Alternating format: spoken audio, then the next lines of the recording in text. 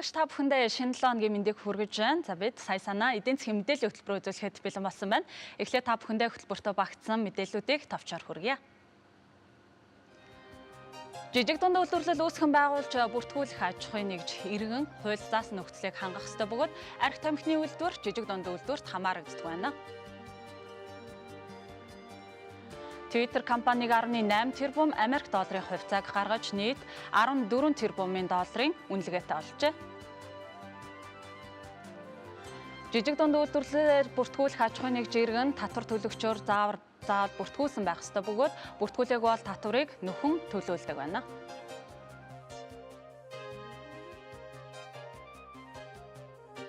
Эрхэм үзэгч та бүхэнд бид баасан гарах жижиг дунд үйлдвэрлэл манай улсын хувьд ер нь ямар хөгжилтэй явж байгаа талаар үзүүлсэн бол өнөөдөр бас жижиг дунд үйлдвэрлэгчээр бүртгүүлэхэд яах талаар хууль эрх зүйн орчны талаар бас дэлгэрэнгүй хүргэе. За жижиг дунд үйлдвэрийг дэмжих төрийн бодлогын хүрээнд улсын бүртгэл ерөнхий газарт 2011 оноос эхлэн жижиг дунд үйлдвэр эрхлэгч аж ахуйн нэгжийг бүртгэх ажлыг явуулж эхэлсэн байна. За харин жижиг дунд үйлдвэрлэл эрхлэгч иргэнээр бүртгүүлснээр та бүхэн одоо засгийн газраас хэрэгжүүлж байгаа санхүүгийн болон санхүүгийн бус дэмжлэгт хамрагдах бүрэн боломжтой болох юм. Тэгэхээр жижиг дунд үйлдвэр эрхлэгч иргэнээр бүртгүүлэхдээ аймаг дүүргийн татврын хилцээний татврын улсын байцаагч за жижиг дунд үйлдвэрийн тухай хуулийн 5 дугаар зүйлийн 5-1 заасан шалгуурыг хангасан за бүртгүүлэх хүсэлт гаргасан иргэнийг жижиг дунд үйлдвэр эрхлэгчээр бүртгэж гэрчилгээ олгох бөгөөд дараах шалгуурыг хангаж байгаа иргэн болон аж ахуйн нэгжиг жижиг дунд үйлдвэр эрхлэгч гэж ойлгож болох юм байна. За үүнд 1.1 зааснаар контракт хөдөлмөрийн гэрээгээр ажиллаж байгаа ажиллагчдын тоон 199-ээс дээшгүй бөгөөд 1.5 тэрбум төгрөг хүртэлх жилийн борлуулалтын орлого бүхий үйлдвэрлэл за бөөний болон жижиглэнгийн худлаа эрхэлдэг иргэнийг тооцоол за мөн ажиллаж байгаа ажиллагчдын тоон 49-өөс дээшгүй бөгөөд 1 тэрбум төгрөг хүртэлх жилийн борлуулалтын орлого бүхий үйлчилгээ эрхэлдэг иргэнийг тооцно за мөн 19-өөс дээшгүй бөгөөд үйлдвэрлэл эрхэлдэг эсвэл контракт хөдөлмөрийн гэрээгээр ажиллагчдын тоон 9-өөс дээшгүй бөгөөд худалдаа үйлчилгээ эрхэлдэг 250 сая төгрөг хүртэлх жилийн борлуулалтын орлого бүхий жижиг дунд үйлдвэр эрхлэгч иргэн болон аж ахуйн нэгжийг жижиг дунд үйлдвэрлэгч гэж ойлгож болох юм байна. За жижиг дунд үйлдвэрлэл эрхлэгчээр бүртгүүлэх хүсэлт гаргасан иргэн болон аж ахуйн нэгжийн явуулж байгаа үйлдвэр үйлчилгээний чиглэл нь шалгуурыг хангаж байгааг харгалзан борлуулалтын орлогын хэмжээ за ажиллагчдын тоог хувь хүний орлогын албан дотор тодорхойлох тайлангийн хуудас жишг татварын тайлан нийгмийн даатгал төлсөн шимтгэл за мөн хувь хүний орлогын албан татварыг ногдуулж төлсөн цалин үндэслэн тогтоох юм байна. Харин орлогыг нь тухай бүр тодорхойлох боломжгүй ажил үйлчилгээ хуваарь эрхлэгч иргэн аж ахуйн нэгжийн татвар төлөгч ийм бүртгэлийг бол татвар төлөлтийг үндэслэж олгоно. За жижиг дунд үйлдвэрийн тухай хуулийн 5-2 дахь хэсэг заасны дагуу жижиг дунд үйлдвэр эрхлэгч аж ахуйн нэгж нь компани, хоршоо, нөхөрлөл гэсэн хэлбэрүүдтэй авах өгөөд за жижиг дунд үйлдвэр эрхлэгчийн хуульд заасан шаардлагыг хангаж байгаа эсэхийг тогтоохдоо тухайн хуулийн этгээдийн салбар төлөөлөгчийн газар за мөн хараат болон охин компани холбогдох үзүүлэлтүүдийг оруулж тооцдог юм байна. За тэгэхээр мөн тамхи цогтууруулах ундааны үйлдвэрлэл, төлбөрт таавар, за бооцоод тоглоом, эд мөнгөний хонжуур цуглаа, банк болон банк бус санхүүгийн үйл ажиллагаа, даатгалын үйлчилгээ, ашигт малтмал эрх хайх, ашиглах үйл ажиллагаа эрхэлдэг аж ахуйн нэгж иргэдэг бол жижиг дунд үйлдвэр эрхлэгчид хамааруулдаг байна. Тэгэхээр жижиг дунд үйлдвэр эрхлэгч аж ахуйн нэгжээр бүртгүүлэхдээ улсын бүртгэлийн ерөнхий газрын даргын тушаалаар батлагдсан жижиг дунд үйлдвэр эрхлэгчээр бүртгүүлэх өргөдлийн маягтыг бүрэн гүйцэд үнэн зөв бөглөн бүртгэлийн байгууллагад гаргах юм байна. За бүртгэлийн хугацааны хувьд бүртгэх байгууллагатаа хүслийг хүлээн авснаас хойш бол ажлын 7 хоногийн дотор жижиг дунд үйлдвэр эрхлэгчдийн бүртгэх юм байна.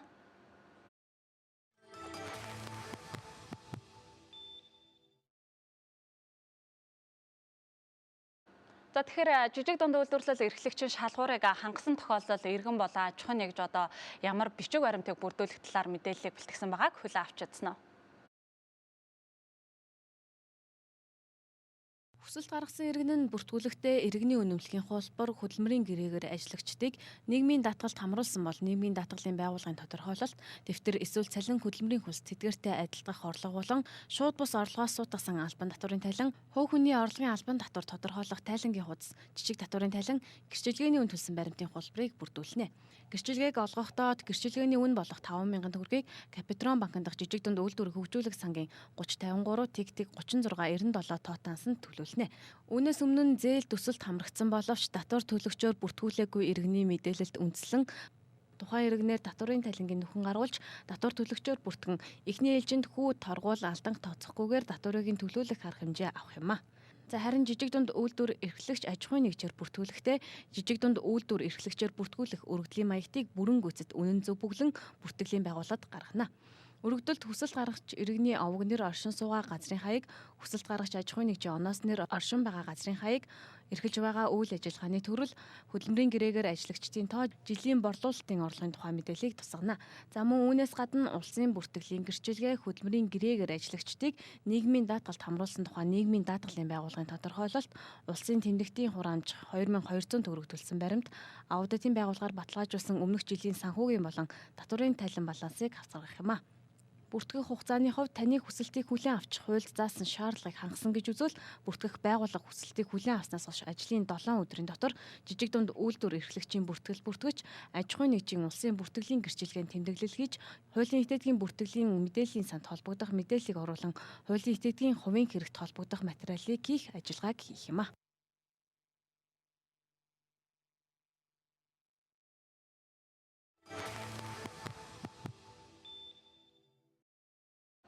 Үзэгч та бүхэн сая санаа эдийн засгийн мэдээллийн хөтөлбөрийг хүлээн авч үзэж байна. За манай улсын цөөн хэдэн гар урлалын үйлдвэр улсынхаа иргэдийн ердөө 1.1% гутлын хэрэгцээгээр хангаж байгаа юм. Харин үлдсэн 99% импортын бараа бүтээгдэхүүн эзэлж байгаа. Үгээрч зогсохгүй түүхий идэж гадны улс орнуудаас авсаар байгаа юм а. За учир нь дотоодын арьс ширэн чанартай гутал үйлдвэрлэх технологийн шаардлагыг хангадаг байгаа юм. За жижиг дунд үйлдвэрлэл эрхлэгчдийг дэмжихийн тулд зээл олгохоос гадна ажлын гутал буюу массын үйлдвэрлэлийг дотоодын үйлдвэрлэгчдэд хүртээмжтэй болгож тэдний дэмжих арга байгааг үйлдвэрлэл эрхлэгчид бол өнөөдөр учралсаар байгаа. За энэ мэт олон асуудал өнөөдөр жижиг дунд үйлдвэрлэл эрхлэгчдийн өмнө тулгарч байгаа юм. Одоо та бүхэн сэтгүүлч оюун эрдэнэ дотоодын гутлын үйлдвэр дээрээс бэлтгэсэн сурвалжлаганд анхаарлаа хандуулж үзсэн үү? Төргөж байна. Манай сая санаа хөтөлбөр өнөөдрийн дугаартаа жижиг дунд үйлдвэрлэл эрхлэгчдийг онцолж байгаа. Тэгэхээр бид яг одоо гутал цөөнх арьсын эдлэлийг Монголдо үйлдвэрлэдэг компанидаар ирээд байна. За танд өдрийн мэнд хүргэе. Баярлалаа, өдрийн мэнд. За тэгэхээр Төвний юмгаа та яг өөрийнхөө энэ бизнесийн санааг яаж эхэлсэн бэ? Одоо ер нь ямар бүтэц бүрэлдэхүүнтэйгээр үйл ажиллагаагаа явуулж байна? За манайх одоо нийт 36 хүний бүрэлдэхүүнтэй гутал арьсын эдлийн чиглэлээр үйл ажиллагаа явуулж байна. Манай компанийн хувьд бол одоо зөвхөн гоёлын гутал үйлдвэрлэхээс гадна одоо малчтад зориулсан нохой төтөртэй болон оройд гутал, өвлийн гутал одоо жишээлбэл одоо энэ үстэй энэ туундар гэдэг одоо энэ загварыг ч юм уу ингээ одоо хүн өөрөө хэрэгцээнд юу их хүсэж байна зах зээлд яг юу байгаа яг тэр чиглэлээр нь бол үйлдвэрлэлээ явуулж байна. Энэ үйлдвэрлэлийн салбар маань өөрөө одоо Монгол улсад бол маш хөгжих бүрэн боломжтой. Юуны хувьд бол манай өөрөө одоо мал аж ахуйн орон түүхийн эдээ одоо дотоодынхоо бүтээгдэхүүнээр бүрэн хангах боломжтой байгаа. Ер нь энэ хөнгөн үйлдвэрийн салбар маань өөрөө бол маш их олон хүний ажлын байрыг бий болгодог. Маш их нэмэн өртөг шингэсэн бүтээгдэхүүн үйлдвэрлэдэг. За манай компанийн хувьд бол одоо 12 дахь жилдээ одоо үйл ажиллагаагаа явуулж байгаа. Өөрийн гэсэн одоо нэр хүнд, өөрийн гэсэн брендийг бий болгож чадсан. Одоо бол цаашид бол манай компани зорилго маань өөрөө мэдээж компани үйл ажиллагааны зорилго маань өөрөө том. Эргээд массын үйлдвэрлэл рүү орох. Одоо энэ манад одоо энэ шаардлагатай хэрэгцээтэй байгаа энэ цэрэг цагтаа, энэ уул уурхай, энэ гутлуудыг дотооддоо бүрэн үйлдвэрлэх боломжтой байтал гаднаас дандаа импортоор аваад байгаад нь одоо миний үйлдвэрчмийн хувьд бол одоо бас жоохон гомдолтой байдаг. Энэ юу гэвэл дотооддоо өөрснөө үйлдвэрлэх бүрэн боломжтой байтал гаднаас ингэж худалдаж аваад байх нь одоо боломжгүй. Энийг жишээлбэл манад одоо жишг үйлдвэрлэлүүдийг бий болгох хэрэгтэй. Хуучин гутлын үйлдвэрлэлгээд айгүй том үйлдвэрлэл байсан хөнгөн үйлдвэр чинь гутлын үйлдвэр, арьс боловсруулах үйлдвэр, савхин эдлийн үйлдвэр гэдэг ингээд том үйлдвэрлэл бий байсан. Яг тэрүүн шиг одоо жишг үйлдвэрлэлүүдийг бий болгоод жишг үйлдвэрлэлүүд нь бий болсныхаа дараа туслах жишг үйлдвэр бий болохоор нөгөө туслах үйлдвэрлэлүүд дагаад жижиг үйлдвэрлэлд нь дагаж хөгждөг. Тэгэхээр яг тэр зарчим руугаа эргэж орж чадвал манад одоо зах зээл нь бүрэн байгаамаа гэдгийг би бас миний гол санаа бол тэрийг хэлэх гэдэг. Түрн яг юм гутал цүнх арьсын эдлийн зах зээл Монголд байгаа гэж бодсон. Ер нь бизнесийн санаагаа анхааж болсон. За яг ер нь бол 1996 оноос хойш манай үндэсний үйлдвэрүүд одоо татан богдож дампуурч эхэлсэн. Тэр үеэс эхлээд гутлын эрэлт хэрэгцээ дотооддоо үйлдвэрлэж чадхаа болсон. Тэгээд тухайн үед бол гутлын эрэлт хэрэгцээ маш их байсан. Тэгээд тэр үеэс л анх гутлын үйлдвэрлэлтэй эхэлсэн дээ. Яг аж ахуйн нэгж болоод компани болоод одоо яг 2001 оноос аль бие ёсоор үйл ажиллагаа явуулж байгаа. Гутлаа яг үйлдвэрлэх үе шат маань ямар технологи хаанаас яаж боловсруулах вэ? Яг би өөрөө яг гутлын дизайнер загвар зохион бүтээгч мэргэжилтэй. Хуучин урлагт мэндийн сургуулийг 2001 онд төгссөн. Яг арсын эдлэр үйлдвэрлэл явуулдаг байгаа. Түүхийн эдээ хаанаас авдаг вэ? Түүхэн эдээ бол ихэнх хувь бол одоо гаднаас импортоор авч байгаа. Уул нь бол энийг бол дотооддоо үйлдвэрлээд дотоодын одоо түүхэн эдээр 100% үйлдвэрлэх бүрэн боломжтой. Гэвч одоо манай одоо цэвэр усны нөгөө одоо бохирдол одоо юу гэдэг вэ харьгаа гэдэг одоо энэ юм маань зогсон байдалд орцсон тий. Энэ бүгдээс шалтгаалаад үйлдвэрлэлийн маань боловсруулах үйлдвэрлэлийн маань одоо тоног төхөөрөмжөд одоо хоцрогдсон ч юм уу тий. Боловсруулалт маань одоо бидний шаардлагыг хангаж чадахгүй. Яг нэг үлдээд яг манай бидний эцсийн бүтээгдэхүүн хийж байгаа үйлдвэрлэгчдийн чанар шаардлагыг хангаж чадахгүй байна л да. Тэгэхээр одоо бид нар бол дотоодынхоо үйлдвэрлэлийн бүтээгдэхүүн маань одоо яг авъя гэхэд бас яг гарт баригдсан тийм бүтээгдэхүүнүүд бас гарч чадахгүй л байна. За тэгэхээр гутлнаас гадна бас цүнх төрөвч үйлдвэрлэдэг байгаа. Ер нь яг үйлдвэрлэх үе шат маань ямар гэдэг вэ? За яг манай энэ одоо жишээлбэл одоо яг энэ дотор орж ирсэн байгаа нь бол одоо манай цүнх төрөвчний маань тасаг. Энд бол одоо манай дизайнер энэ сууж байна. Тэгээ одоо манай дизайнераас гарч байгаа уран бүтээл гэхэд өнөөдрийн байдлаар одоо энэ төрөвчийг эхний загварыг гаргаж байна. Тэгээ бид нар эхний ээлжин загвараа дуршиж үзээд тэгээд айд загвар маань одоо хүнд хэрэгцээ, хүн их сонирхож байна гэдгээс талаасаа дэлгүүрүүд рүүгээ олон тоогоор үйлдвэрлэдэг. Одоо энд одоо яг жинхэнэ яг гар ажиллагаагаар одоо үйлдвэрлэлийн шат амжилт маань явагдаж байна.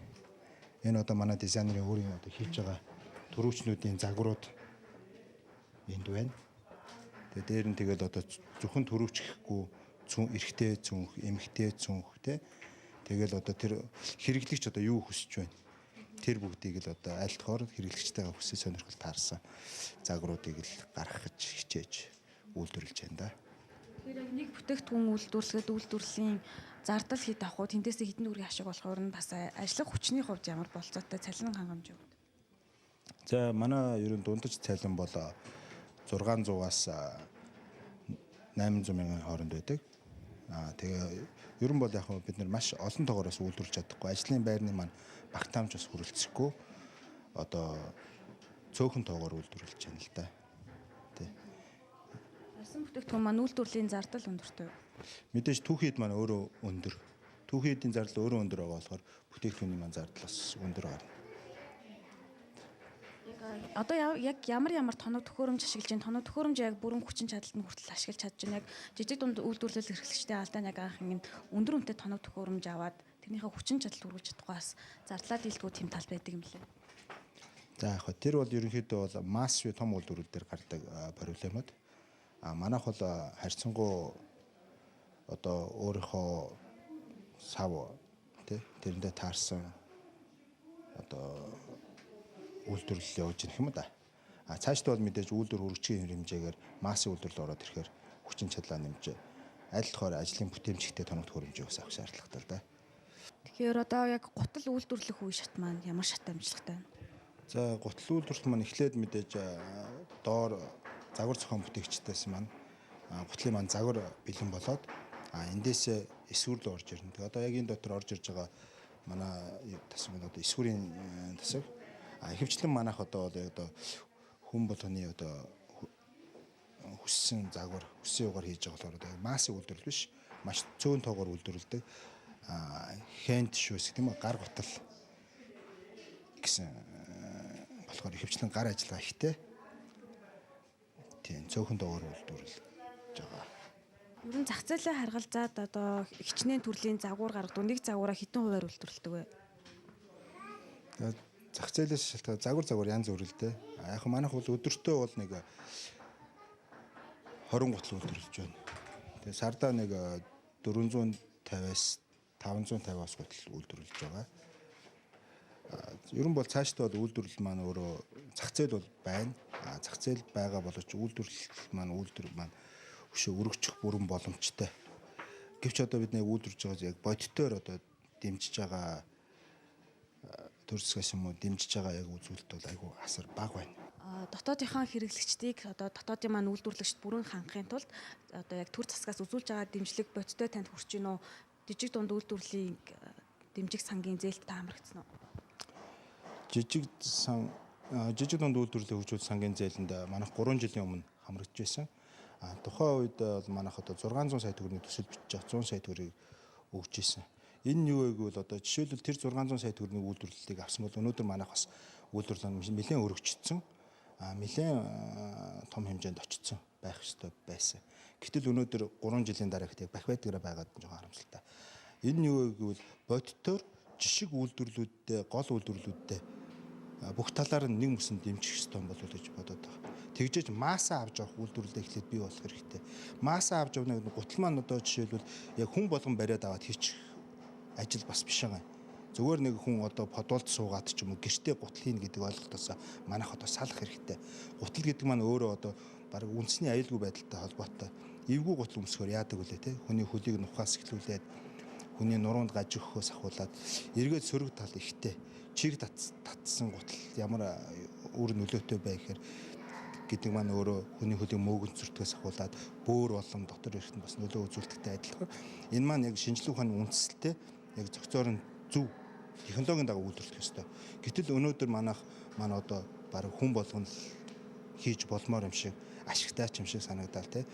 Одоо подолоос ахуулаад гэртээ үйлдвэрлээд байна. Мэргэжлийн бус үйлдвэрлээд байгаад нь харамсалтай. Юу вэ гэвэл миний хэлэх гээд байгаа юм нь юу вэ гэвэл яг одоо яг мэргэжлийн төвшөнд үйлдвэрийн маасаа авч явах жишг үйлдвэрлэлүүдийг эхлээд хөгжүүлжээж дараад нь жижиг үйлдвэрлэлүүд нь өөрөө хөгжиж. Энэ нь юу вэ гэвэл яг мэргэжлийн төвшөнд эрүүл ахуйн шаардлага хангасан, олон улсын стандартын шаардлага хангасан үйлдвэрлэл маань яг цогцоороо явагдана гэсэн.